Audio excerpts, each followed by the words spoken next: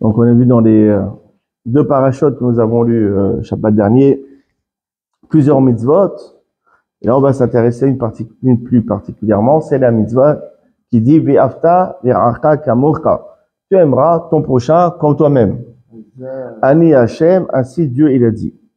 Rashi, il ramène ce qui est écrit dans Torah Kohanim. Dans Torah Kohanim, c'est un midrash sur le Sefer de Vaikra.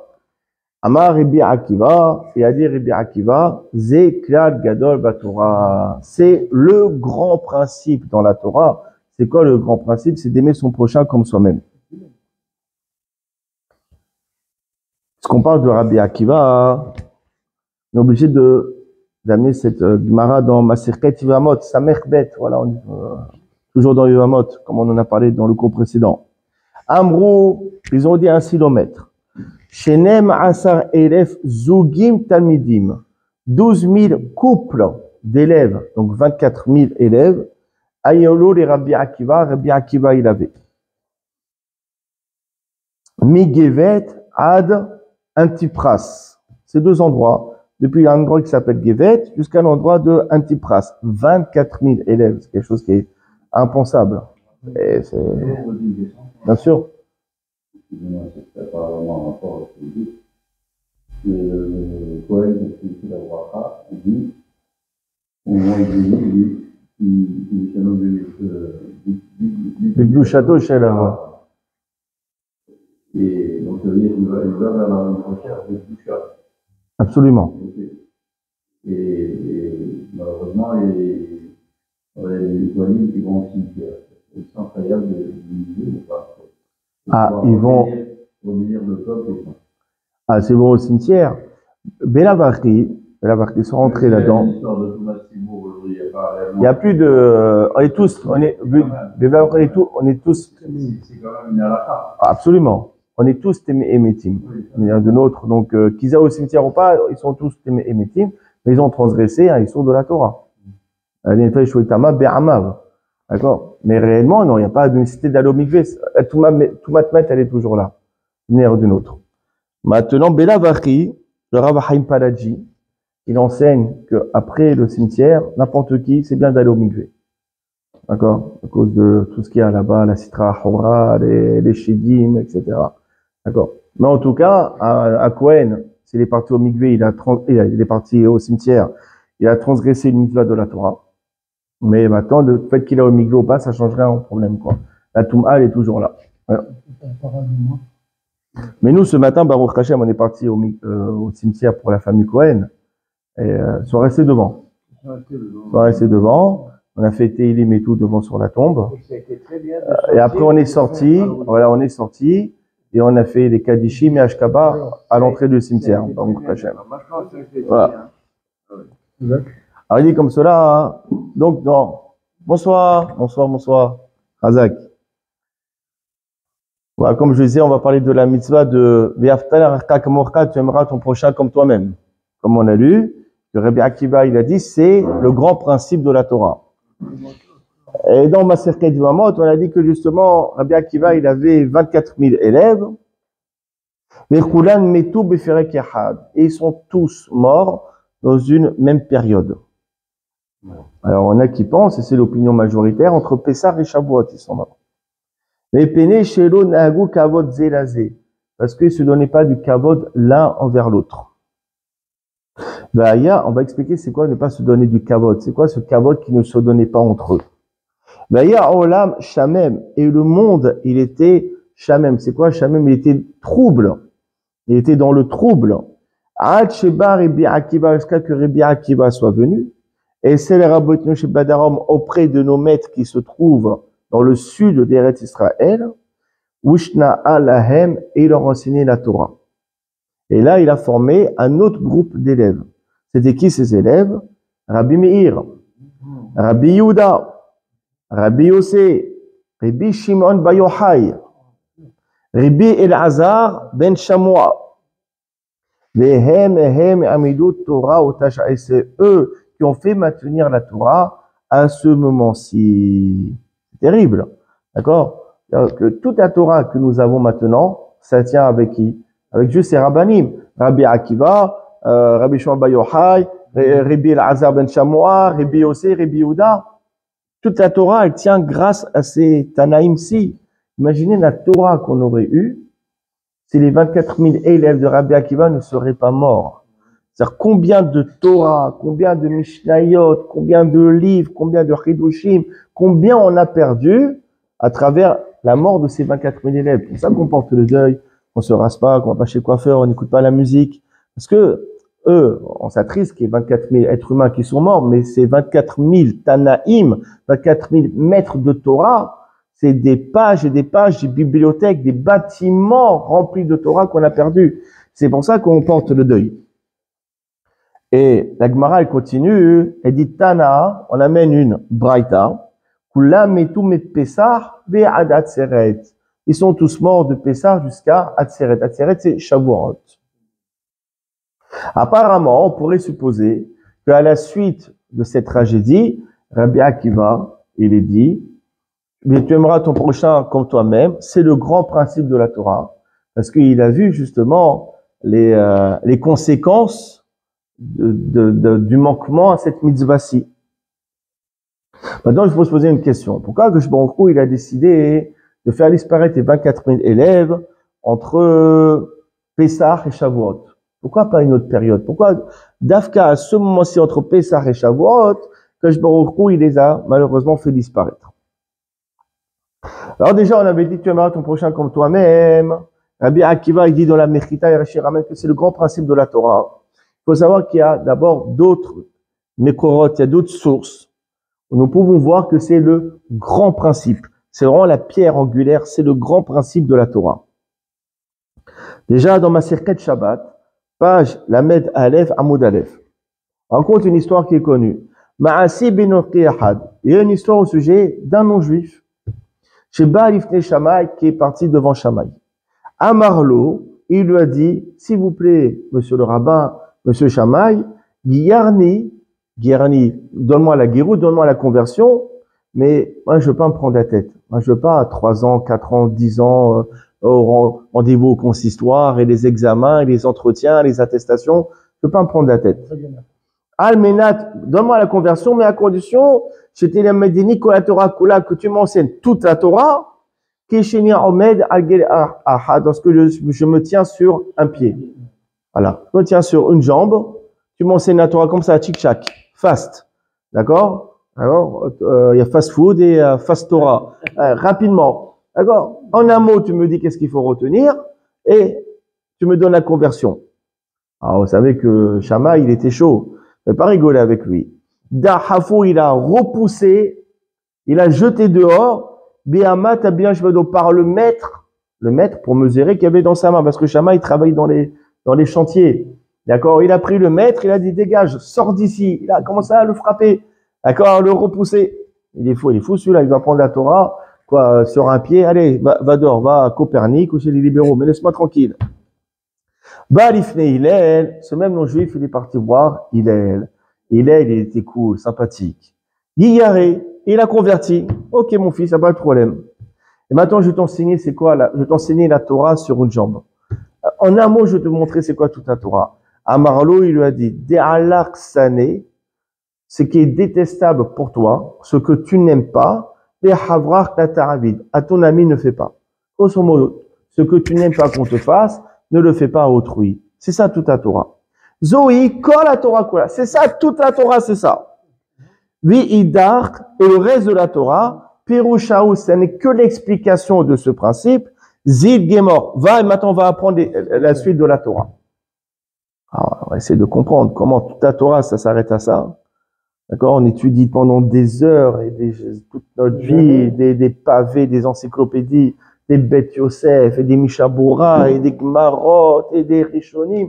Pour dire quoi? Toute la Torah, c'est simplement ce que tu n'aimes pas qu'on te fasse, tu ne le fais pas aux autres. Un peu léger. D'accord? Et après de dire que les autres commandements de la Torah, d'accord, c'est que le commentaire de ce commandement. Désolé, Shabbat, ça n'a rien à voir avec le fait d'aimer son prochain. Kashrut, ça n'a rien à voir. Kriyat Shema, Tefila, ça n'a rien à voir. Comment est-ce que il a pu dire que tout le reste de la Torah, ça n'est que l'explication de ce commandement? On va y arriver. Mais en tout cas, on voit ici que, justement, il dit, comme dira plus tard Rabbi Akiva, d'accord, qu'effectivement, que le fait d'aimer son prochain et de veiller à ne pas faire du mal à autrui, c'est ça toute la Torah. C'est le grand principe de la Torah. Il y a un autre makor, il y a une autre source. Dans le Chumash, au moment du don de la Torah, il est écrit Vayehancham Israël, a campé là-bas Israël, donc le peuple d'Israël, Neged Ahar, en face du peuple. Or, il est écrit au singulier. Israël a campé au singulier. Comment? Ils étaient 600 000. Alors, on aurait dû dire Vayahanu, ils ont campé au pluriel. Alors là, on avait dit quoi au singulier? Et Rashi ramène au nom d'un midrash qui s'appelle Amirkita, qui ish ehad belev ehad. Ils ont campé comme un seul être et comme un seul cœur. À partir de là, Kosh Baruch Hu, il a dit assez bien, les bénis Israël, ils appliquent le principe fondamental de la Torah, de s'aimer, d'être unis, de se respecter, alors je peux leur donner la Torah. Donc on a vu que c'était la condition sine qua non, d'accord, pour recevoir la Torah, c'est qu'il y ait cet ardout, cet amour pour pouvoir donner la Torah. D'accord? Donc on voit ici que c'est le grand principe de la Torah, c'est effectivement d'aimer son prochain. Maintenant, on va essayer d'affiner un petit peu tout cela grâce à un commentaire du Afra'a. Le Afra'a, dans son introduction sur Maserhet Ketubot, il écrit comme cela. Je vous le lis, je vous le traduis. Il dit Ve'atam nevaer me'at me'anyan alimud. Maintenant, je vais expliquer un petit peu du sujet de l'étude en question. Il dit Yadoua, c'est connu, ce que nos maîtres nous ont dit concernant le verset dans Parashat Nitzavim. Moshe, il dit, donc c'est Akadosh Baruch Hu qui parle à travers Moshe, et asher yeshno fo, vet asher eno fo itanu ayom. Il dit, vous êtes tous présents aujourd'hui, et même toutes les personnes qui ne sont pas là sont quand même présentes. C'est-à-dire quoi? Soit tu es présent, soit t'es pas présent.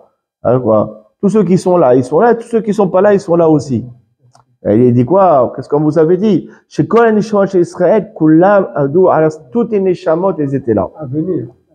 Toutes les Neshamot, d'accord? À venir, bien sûr, Hazak, toutes les Neshamot, elles étaient présentes sur le mont Sinaï. On était tous à mont Sinaï. Au Firchou basé, et Asher enenu faux. Bon, ça, il explique ici. C'est quoi? Toute personne qui n'est pas ici, aime un Neshamot Shubon. Alors, on parle des Neshamot qui ne sont pas encore venus dans ce monde. D'accord? Malgré soit toutes les Neshamot à venir, elles étaient déjà présentes au mont Sinaï. La Felo Arki em Itanu Ayop. Ve'u Mashidekinu Hazab et Tfila. Et c'est ça ce que nos maîtres, ils ont institué dans la Tfila. Ils ont institué une phrase à dire dans la prière. Et c'est dans la prière de Shabbat. Chez Kol Adam Yomar, chaque homme il doit dire Beten Halkenu Betoratecha, donne notre part dans ta Torah. C'est-à-dire qu'on était tous présents au mont Sinaï. Et au mont Sinaï, nous avons tous, nous, une part dans la Torah. C'est-à-dire que nous avons tous en nous un commentaire qui nous est propre de la Torah. Un commentaire de Halakha ou de Parasha, mais quelque chose, c'est notre commentaire, c'est à nous. On a une part dans le don de la Torah qui est réservé à nous et à personne d'autre. C'est notre commentaire. C'est pas le commentaire d'un autre. C'est pour ça qu'on dit, donne notre part dans ta Torah. Donc, fais révéler notre part qui nous a été donnée dans le mont Sinaï. Fais en sorte que je trouve ces fameux Hidushim qui me sont réservés, qui m'ont été réservés depuis Matan Torah. Aken, c'est pour cela, Ra'ou, il est kol Adam, Hadesh et Halko. Il convient à chaque homme, Yahadesh et Halko. C'est quoi? Yahadesh, de renouveler sa part. Olotia mikwa hanishrash benishmato et la po'al, et de faire sortir ce potentiel qui est enraciné dans la neshama et la po'al vers quelque chose de concret. On a en nous cette neshama qui était présente au monde de Matan Torah. Cette neshama, on lui a donné un ou des commentaires qui sont enfouis, qui sont dans le potentiel. Et tout notre travail dans ce monde, c'est d'étudier, de sortir ce potentiel, de sorte que nous-mêmes, nous puissions trouver les chidushim qui nous ont été donnés à nous, et à nous seulement au monde de Matan Torah. Extraordinaire. Le Gaon de Vina, il va dans le même sens. Regarde, le Gaon de Vilna, ici, une Gemara dans Masechet Nida, page Lamed Amoudbet. Elle dit là-bas, c'est une Gemara aussi qui est très connue. Kol Obar Bime'aimo, tout fœtus, tout bébé qui se trouve dans le ventre de sa mère. Minabidin Oto, Kol la Torah Kula. On l'enseigne toute la Torah. Qu'est-ce qu'il fait le bébé dans le ventre de sa mère? Il s'ennuie. Il n'a pas Netflix, il n'a pas téléphone, il n'y a rien. Qu'est-ce qu'il fait toute la journée? 9 mois, donc ça n'a rien à faire. Non, toute la journée, il étudie la Torah. On lui enseigne, c'est-à-dire quoi? Il y a un ange qui est avec lui, qui lui enseigne la Torah. Et dès qu'il sort vers l'atmosphère du monde, dès qu'il sort du ventre de sa mère, et qu'il rentre dans l'atmosphère de ce monde, Malach vient un ange, mais ça et le gifle sur sa bouche, et il lui fait oublier toute la Torah. D'accord? Maintenant,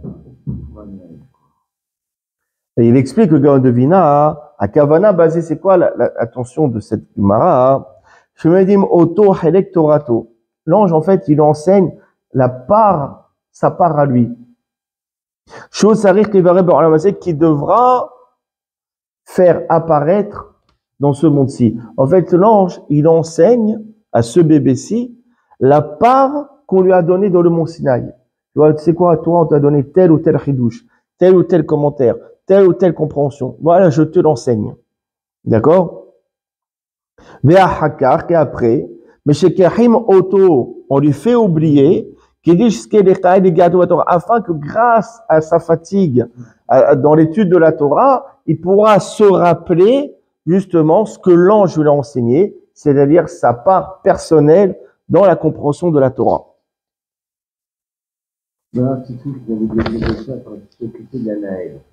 Ah oui. Il y avait Patrick Joël, là, il y avait Patrick Joël, il y avait deux, trois gars, etc. Et donc, on avait tous la révision du livre, etc. Et il a fait extraordinaire, il avait sorti des choses de tout. Mais, il dit qu'elle n'avait pas tout oublié. Elle n'avait pas oublié Anaël. C'est terrible ce livre, avec une préface de Rav Sitruk. Il nous a marqué ce livre. Ah oui. Il nous a marqué. Maintenant, regardez, le Gaon de Vilna, c'était un triangle Hakam, il y avait aussi son frère, Rabbi Avram. D'accord? Le frère de Gaon de Vilna, Rabbi Avram, il amène ce qu'il dit le Al-Shir. Al-Shir, c'était un contemporain du Rav Yosef Karo, du Harizal. Al-Shir, c'était le Rav du Pshat. Le Pshat. Le sens littéral des textes. Il dit, Alma Shanu Omri Metel Hakim Betoratecha, le fait qu'on lit tous les Shabbats, donne notre part dans ta Torah. On dit les filles chez Kol Nishamot Amdu Ala Sinaï, parce que toutes les Nishamot, toutes les âmes étaient présentes sur le mont Sinaï. Les Kibilu Kol Yahad Hakum Torah, et chacun a reçu son Chelek, sa part dans la Torah. Vezé chez Kadou Bagmara, c'est ce qui est écrit dans la Torah. Yagati Umatsati Tamid Maserchet Megillah. On dit Yagati, d'accord, je me suis fatigué et j'ai trouvé. Tu peux croire que tu as bien trouvé. C'est-à-dire que si tu prends maintenant une étude, d'accord, et au bout de 5 minutes, tu crois que tu as compris la Gemara, tu peux être sûr que tu n'as rien compris. D'accord? Si maintenant tu t'es cassé la tête à comprendre les Rachid, Tosfot, la Shonaher, et toute l'explication, et cette Girsa, pas cette Girsa, le bar, etc. Et tu t'es bien cassé la tête, tu t'es bien fatigué, et tu sors, tu dis que tu as compris, tu peux être sûr et certain que tu as bien compris. D'accord? Maintenant, il y a une question. Yagati, je me suis fatigué dans mon étude.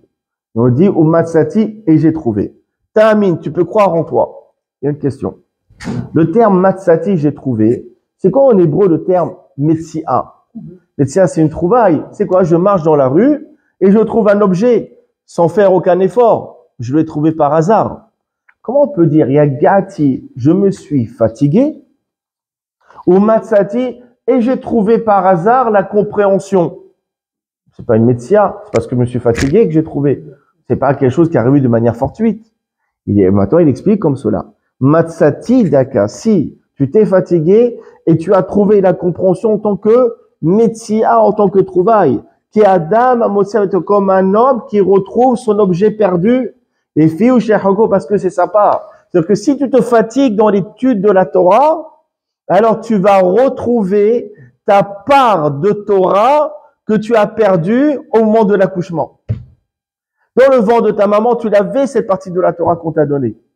Lorsque tu es sorti au monde, tu l'as perdu. Maintenant, il y a Gata, tu t'es fatigué. Alors, Umatsata, tu vas retrouver Metsia, tu vas retrouver cette trouvaille, tu vas retrouver cet objet perdu. Tu vas retrouver cette Torah perdue, cette Torah que tu as oubliée au moment de venir au monde.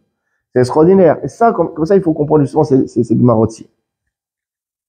Maintenant, ça c'est pour celui qui est flemmard. La concrétisation, on a trouvé chez certains. Ah, tous les livres que jusqu'à aujourd'hui, les rabbinim écrivent. C'est quoi?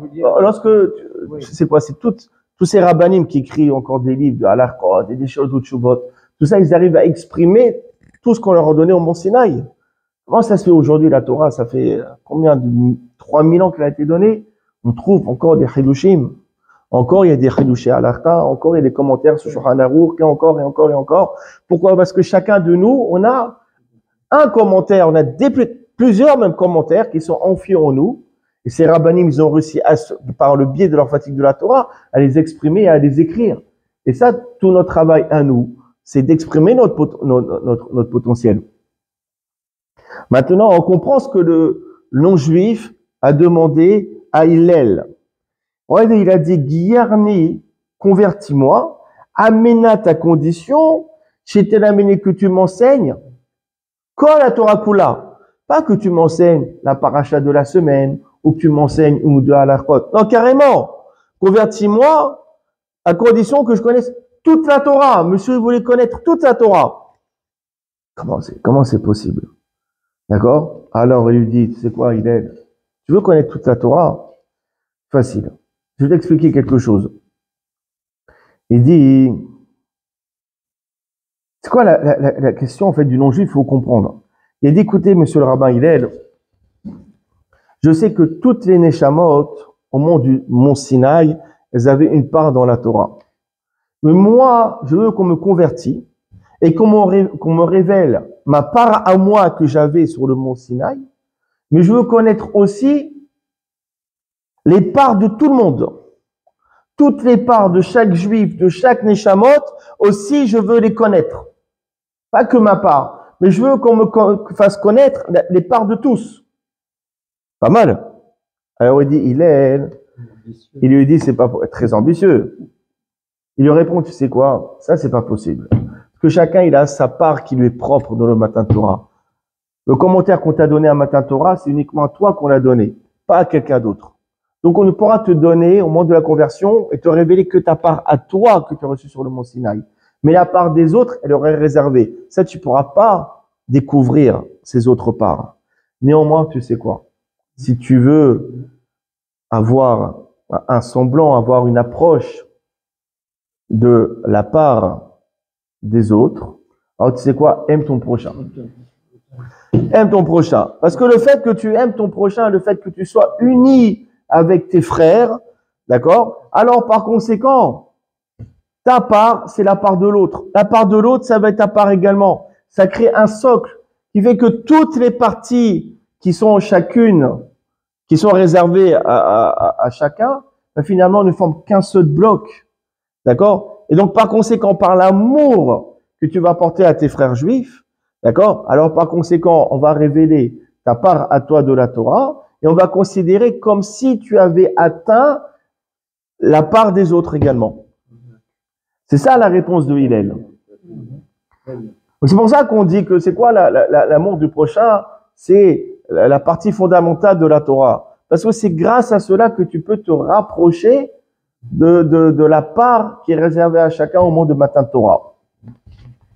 Maintenant, dans ma Sechet Ayrovin, page Yud Gimel Amud Bet, page 13, on dit, regardez, Shalosh Shanim Yachalko Bet Shammai Bet Hillel. Pendant 3 ans, était en débat la yeshiva de Shammai avec la yeshiva de Hillel.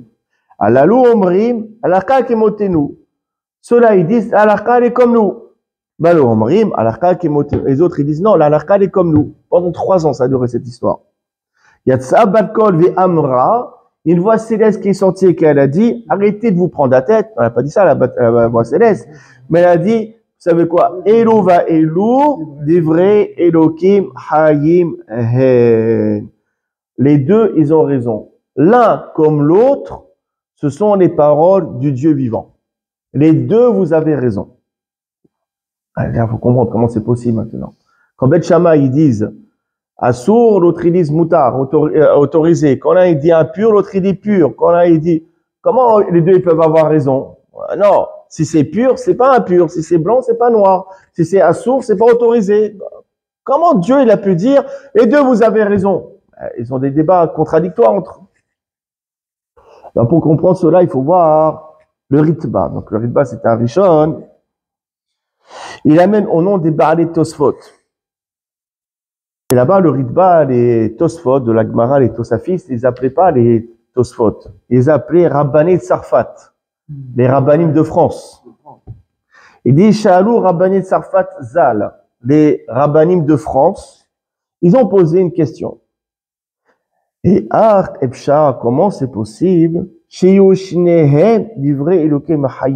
Comment c'est possible que les deux propos de Beth et Beth Shammai, ce soient les propos du Dieu vivant? L'un il interdit, l'autre il autorise. Ils ont répondu comme cela et Tosfot. Moshe au moment où Moshe il est monté au ciel pour recevoir la Torah, on l'a fait montrer, on a montré à Moshe, dans chaque sujet de la Torah, mat panim li isur ou mat panim li heter. 49 manières d'interdire et 49 manières d'autoriser. Donc chaque chose dans la Torah, chaque sujet, il y a 49 développements pour dire que c'est autorisé et 49 développements pour dire que c'est interdit. Moshe il a posé la question à Kosh Baruch Hu, mais on va devenir fou avec cette Torah que tu vas me donner. Il n'y a rien qui est clair. Qu'est-ce qu'on fait? On interdit, on autorise. Parce que 49 manières d'autoriser, 49 manières d'interdire, comment on va faire? Mais Amar, Dieu il répond comme cela. Chez Zé, cette question-ci, est-ce qu'on va interdire, autoriser tel ou tel sujet? Masoul Hakme Israël, c'est livré aux sages d'Israël. Chez Berkot Dovado de chaque génération. Et ça sera comme eux ils vont décider. Dieu il a dit, voilà, je vous donne le mode d'emploi. 49 manières d'autoriser, 49 manières d'interdire. Maintenant, c'est les Hakamim qui décident. C'est les Hakamim qui vont décider si on interdit ou on autorise, et de quelle manière, parmi les 49 manières qui existent, on va autoriser ou on va interdire. C'est les Hakamim qui choisissent. Self-service.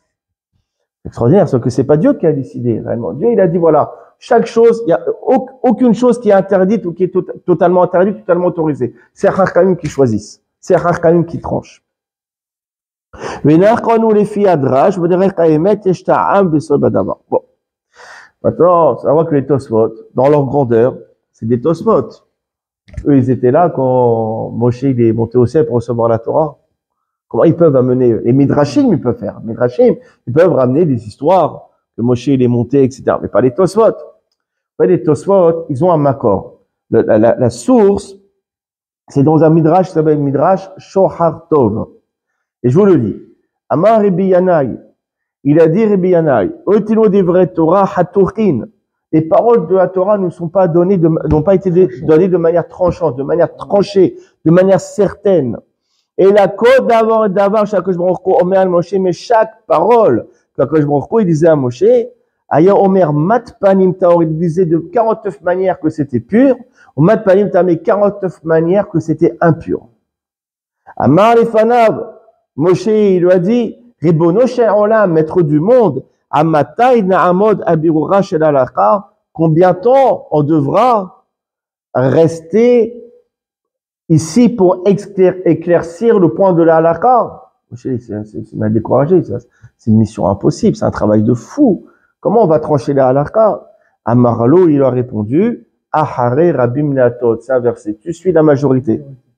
Rabou mais si la majorité des Hakamim disent que c'est impur, tu déclares la halakha que c'est impur. Rabou taharin tahor. Si la majorité disent que c'est pur, alors tu déclares pur. Tu suis les Hakamim, comment eux ils vont trancher en suivant la majorité. Maintenant on comprend Quand il y a eu une discussion pendant 3 ans, Beth Hillel, il dit, c'est moi qui ai raison, la halakha est comme moi. Et Beth Shammai, ils disent, non, c'est moi qui ai raison. Et que la voix céleste, elle est venue, elle a dit, les deux, ils ont raison. Et l'eau va et l'eau, d'Ivrei comme Haïm. Les deux, c'est la parole du bon Dieu. Il n'a rien à dire. C'est vrai. Parce qu'avant que la halakha soit tranchée, au moment du don de la Torah, toutes les possibilités halakhiques ont déjà été envisagées. Donc, effectivement, quand Beth Shammai, il dit qu'une chose est interdite, Dieu, il avait déjà dit au moment de la Torah. Et quand Beth Hillel dit que telle chose est autorisée, c'est aussi, Dieu l'avait dit. D'accord? Donc, tout cela, ce sont les propos du Dieu vivant. Après, la halakha, comment elle va être tranchée, c'est autre chose. Mais toutes les possibilités ont déjà été envisagées et prononcées par Akadosh Baruch Hu. Donc, il n'y a plus de contradiction dans ce midrash-ci. D'où le fameux épisode qui est connu, qu'on raconte dans Maserhet, Baba Metzia, page Nat, page Nuntet, page 59, concernant le Tanouch Arknaï, un four, est-ce qu'il est, un certain four de Arknaï, est-ce qu'il est pur ou impur? Fameuse discussion entre Ribi et les Eliezer et les Hakamim. D'accord? Il dit comme cela, alors, tout le monde était contre Ribi et Eliezer, et Ribi et Eliezer, il s'énerve. Et attends, Imanarka Kimoti, si la halakha est comme moi, alors que du ciel, on se manifeste et qu'on le dise. Yatzab Badkol, une voix céleste, elle est sortie. D'accord? Et qu'est-ce que dit la voix céleste? Malachem et Ribi Eliezer. Pourquoi vous embêtez Ribi et Eliezer? C'est la halakha est toujours comme lui. Magnifique. Le bon Dieu carrément qui dit la halakha elle est comme Ribi Eliezer. Ça y est, c'est bon, l'affaire elle est réglée. Non, Ahmad Ribi Ushua, il s'est mis debout. Et Amar il dit, il y a un passage qui dit Lo vashamayim hi, la Torah n'est pas dans le ciel. C'est plus le ciel qui décide. La Torah elle a été donnée. Ça y est, Dieu il s'est dégagé de cette Torah. La Torah elle appartient aux hommes. Chez Kivan na Torah Mersinaï. On prête plus attention aux voix célestes. Déjà, toi, Dieu, tu as marqué dans la Torah qu'on doit suivre la majorité. On ne suit pas les voix célestes. Ashkahe, Rabbi Nathan, Eliyahu, à la suite de cet épisode, Rabbi Nathan, il a rencontré Eliyahu Hanavi. Amarale, il lui pose la question, Rabbi Nathan, à Eliyahu Hanavi.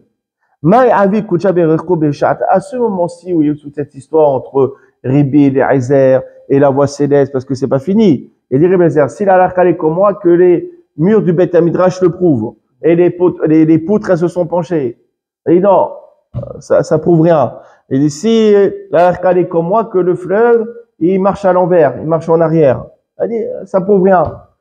Alors Rabbi Nathan il pose la question à Yonavi, dis fois Dieu, quand il a regardé toute cette scène, comment il a réagi? Amarle, Yonavi répond Rabbi Nathan, Kahayir Amar, Dieu il était en train de sourire. Il dit Nisroni Banai, mes enfants m'ont vaincu. Effectivement, mes enfants ils m'ont vaincu. Ils ont bien montré que la Torah ne m'appartient plus, mais qu'elle appartient aux hommes. Alors effectivement, Ribi Eliezer, il avait raison. Hakamim aussi avait raison. Parce que là-haut dans le ciel, il y avait 49 manières pour déclarer pur, 49 manières pour déclarer impur. Donc ce qu'il a dit Ribi Eliezer, c'était envisagé, c'était aussi prononcé par Dieu. Quand Hakamim, ils disent aussi une chose, c'était aussi prononcé et envisagé par Dieu. Mais le problème, c'est que la halakha, on la tranche pas de cette manière. La halakha, on la tranche avec un débat d'idées, un débat idéologique et en suivant la majorité. Pour ça, c'est ça le tort de Ribi Eliezer. Maintenant, on comprend quelque chose.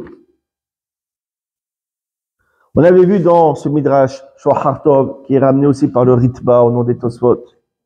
Il y a combien de facettes dans la Torah? Combien de facettes pour déclarer une chose pure ou impure, autorisée ou interdite? Il y a à chaque fois 49 manières. Ok. Et il y a combien de jours qui séparent Pessah et Shavuot? 49 jours. Pourquoi? Il n'y a pas de hasard. Pour justement pourquoi? Pour justement travailler notre amour. Il y a 49 jours par rapport aux 49 facettes de la Torah, pour justement travailler notre amour du prochain, pour travailler notre union. Pourquoi? Afin d'associer les différentes interprétations de la Torah. Il y a 49 jours entre Pessah et Shavuot qui correspondent aux 49 manières d'interpréter la Torah, pour justement, ma manière d'interpréter, c'est pas la même que mon voisin interprète. Et justement, j'ai 49 jours pour m'unir avec mes prochains et pour associer justement les 49 interprétations différentes de la Torah. Et ça, c'est quelque chose qui est extraordinaire. Il faut prendre conscience que si j'ai mon prochain, bien sûr, pas d'un hakam, pas d'un charlatan, mais s'il y a un hakam qui tranche une halakha différemment que mon mode de pensée, faut pas que je le mette de côté. Pas, harem, c'est un rachat, anathème, non. Ma vision à moi, d'accord, elle était prononcée par Akadosh Baruch Hu au moment du don de la Torah. Sa manière à lui aussi, elle a été prononcée par Akadosh Baruch Hu au moment du don de la Torah. Et ça, justement, le problème entre les élèves de Rabbi Akiva, ils se donnaient pas du kavod l'un à l'autre. C'est-à-dire que l'autre, il disait, toi, ce que tu dis, ta manière de penser la halakha, elle est totalement fausse. Elle est à côté de la plaque. Ça n'a jamais existé. Dieu, il pense pas comme toi. C'est ma manière à moi de penser qu'il faut trancher. La halakha, elle est comme moi. C'est comme ça que la halakha a été tranchée sur le mont Sinaï. C'est ça le problème. Ils refusaient d'admettre, d'accord, les 24 000 élèves refusaient d'admettre que l'opinion de l'autre, malgré qu'elle était différente, elle faisait toute partie de la même source et qu'elles ont été toutes prononcées par Akadosh Baruch Hu au moment du mont Sinaï. Et ça, justement, et pour ça qu'ils sont morts durant ces 49 jours. Parce qu'ils n'ont pas fait ce travail d'union et ce travail d'acceptation qui était nécessaire. Il y a une histoire qui est mentionnée dans le Haggaot Mordechai. On parle de deux frères. C'est qui deux frères? Rabbeinu Tam, le petit-fils de Rashi, et le Rashbam. D'accord? C'était deux frères. Les deux, c'était les plus grands tosafistes, d'accord? On est d'accord? On dit, les deux, leur papa, c'est Rabbeinu Meir. C'est qui Rabbeinu Meir? C'était le gendre de Rashi. D'accord? Donc, le gendre de Rashi, il a eu deux enfants, donc sont les deux petits-fils de Rashi, c'est Rashbam et Rabbeinu Tam. On raconte une histoire comme cela, Haggaot Mordechai, il raconte, je vous lis dans le texte, après j'explique. Il dit que le Rashbam, Shafal Ainaim Aya, il avait toujours les yeux vers le bas. D'accord? Shmirat Ainaim. Faites attention de jamais lever les yeux pour ne pas arriver à voir quelque chose qui est interdit. Il a voulu à un moment donné, avant il n'y avait pas les bus ni les trains, c'était quoi? C'était des carrosses qui étaient tirés par les animaux. Et il allait monter sur un carrosse qui était tiré par un sous, un cheval, et un péret. Péret, c'est une mule. Vous savez que c'est assourd, c'est interdit. Mais lui, comme il lève pas les yeux, il s'est pas rendu compte qu'il s'agissait d'un cheval et d'une mule. Donc il allait commettre une avéra. Il allait monter sur le carrosse. Avant même qu'il monte sur le carrosse, s'est produit un miracle. Ils amènent à Rabbeinu Tam Sham. Rabbeinu Tam, il se trouvait au même endroit. D'accord? Il lui dit, oh, ne monte pas sur le carrosse, tu vois pas que c'est un sourd, c'est tiré par un cheval et une mule. Amaralo et Rabbeinu Tam, il lui fait la réprimande. Il dit, Ateit Sekarbé. Ne sois pas trop de sadique. C'est quoi ça, toute la journée, les yeux comme ça, t'es pas au courant de ce qui se passe autour de toi. Ça, marom aneka, lève un peu tes yeux vers le haut. Vénessou souféré, lève un peu tes yeux, tu vas voir que devant toi, il y a un cheval et une mule. D'accord? Et t'allais monter dessus. Alors c'est intéressant. Donc on voit l'interdiction de monter sur un carrosse tiré par deux espèces différentes. La Torah, elle dit, la Torah, elle dit, tu peux pas labourer en utilisant un âne, enfin, un taureau et un âne. Pourquoi? Parce que le taureau, il est plus rapide que l'âne. D'accord? Donc là, il va tirer, l'autre, il va faire souffrir l'autre. On n'a pas le droit de faire souffrir les animaux. Et ça, c'est allé hayim midoraita. Notre Jababa Metsia. Le fait de faire souffrir les animaux, c'est interdit selon la Torah. Et c'est dans l'article qu'on retrouve dans le Shulchan Aruch, le Siman, Resh, Sadik Gimel. Dit Asur la Asod Menacha Bisheminin. Pas simplement la bourrée qui est interdit, et pas simplement le taureau et l'âne que c'est interdit, c'est tout type de travaux avec n'importe quel type d'animaux. il est interdit de faire un travail avec deux espèces d'animaux. Qui gagne par exemple la haroche, une short bakarov, par exemple labourer ou tirer un carrosse. Ben chez hatam et hataor, ça changera qu'il s'agit un animal cachère et l'autre pas cachère. Ben chez ou bien les deux ce sont des animaux qui sont pas cachères. Ben chez bien que les deux animaux sont cachères, on rentre pas là-dedans. C'est deux espèces différentes. On n'a pas le droit de les faire, de leur faire un travail ensemble. Et il tranche encore là-bas le Shulchan Aruch. Il dit Agala shel moshrin ota kilaim. Une agala, donc c'est quoi une diligence, un carrosse que l'on tire kilaim avec deux animaux, donc hybrides différents. Donc l'interdit s'appelle kilaim, quand ça je traduis pas. Asur les chefs po af alpi shonik. Il est interdit de s'asseoir là-bas, même si on n'est pas en train de le conduire. Même s'asseoir, même si le carrosse il est statique, s'asseoir c'est assour. Mais peine juvado grametaem shirko agala. Pourquoi? Parce que le fait de s'asseoir, ça va provoquer qu'on va conduire. Tu t'assieds, hop, c'est comme chez Route en Israël. Ah oui, vous êtes là, allez, on y va. Le fait de s'asseoir, ça va amener qu'on va le conduire. Mais aussi, c'est interdit qu'il y a un qui soit assis et un qui conduit. D'accord? Donc on voit que le Rashbam, il allait commettre un issour grave de monter sur un carrosse tiré par deux espèces différentes. Maintenant, si cette histoire elle est ramenée, c'est pas pour nous passer le temps, pour nous distraire. Forcément qu'il y a un sod, il y a un secret, qu'il y a un enseignement à tirer de cela. D'autant plus qu'on parle de deux lumières d'Israël, deux de tes plus grands Tosafis, quand même, Rabbeinu Tam et le Rashbam. Forcément, si dans la Got, Mordechai nous raconte cette histoire, c'est pour nous apprendre quelque chose. Déjà, nous voyons qu'il y a deux types de Avodat Hashem, deux types de service Dieu. Une qui est représentée par le Rashbam et une autre qui est représentée par Rabbeinu Tam. Lui, Rashbam, c'est quoi? C'est de baisser les yeux.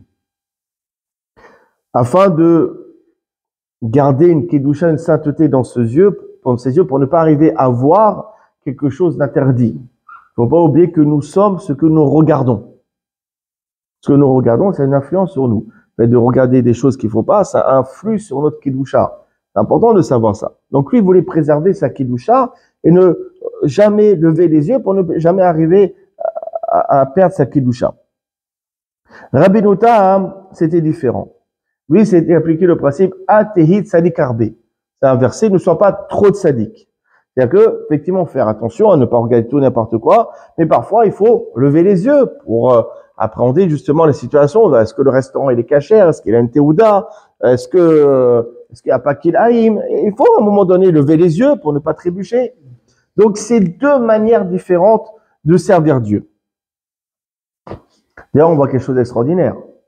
Que Rabbeinu Tam, il servait Dieu en levant les yeux. D'ailleurs, pourquoi on l'appelle Rabbeinu Tam? Pourquoi Rabbeinu Tam? Tam, parce que lui, il s'appelait, c'est quoi son vrai nom? C'était Yaakov. D'accord?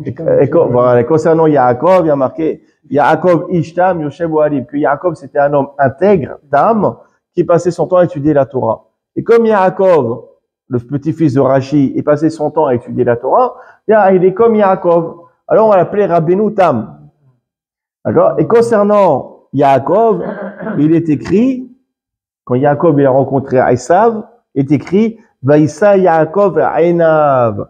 Yaakov, il a levé ses yeux, Vaïar, il a vu, Véné Esav, il a vu que Esav, il est venu avec 400 hommes.